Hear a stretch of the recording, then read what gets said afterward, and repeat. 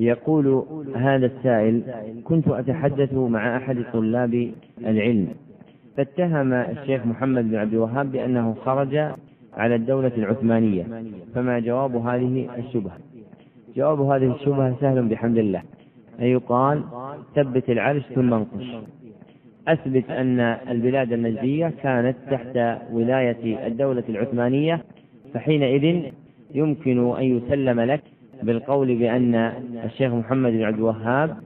كان خارجا عن الدولة العثمانية. والبلاد النجدية لما ضعفت ولاية الخلافة العباسية على تمام البلاد الإسلامية خرجت فيها الدولة الأخيضرية، وهي دولة كان مقرها اليمامة وكانت على مذهب الزيدية، ثم بقيت هذه الدولة إلى القرن الرابع حتى زالت على يد دولة القرامطة الكائنة في الأحساء التي امتد نفوذها إلى هذه البلاد. ثم لما لوت دولة القرامطة في الأحساء صارت نجد إمارات منذ أواسط القرن السادس تقريبا، يتناوب فيها المتولون كل باعتبار من غلب، فحالهم أشبه بما كانت عليه ملوك الطوائف في البلاد الأندلسية. والدليل أن مدونات الدولة العثمانية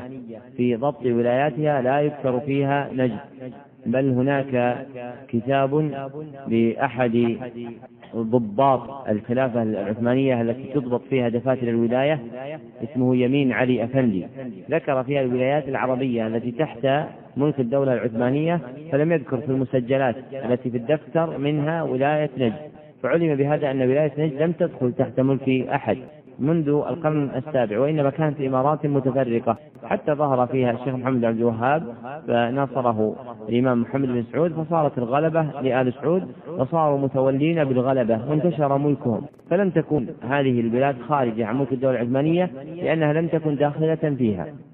ومن ادعى خلاف ذلك فليأتي بالدليل، ولن يأتي بدليل أبدا من السجلات العثمانية التي أعلنت وانتشرت وصار الاطلاع عليها ممكنا في الدولة التركية الحالية، بل فيها أن البلاد النجدية مسقطة من الرعاية ومن عدم الولاية في الخلافة العثمانية، فلم يكن الإمام محمد بن عبد الوهاب بحمد الله خارجا عليها.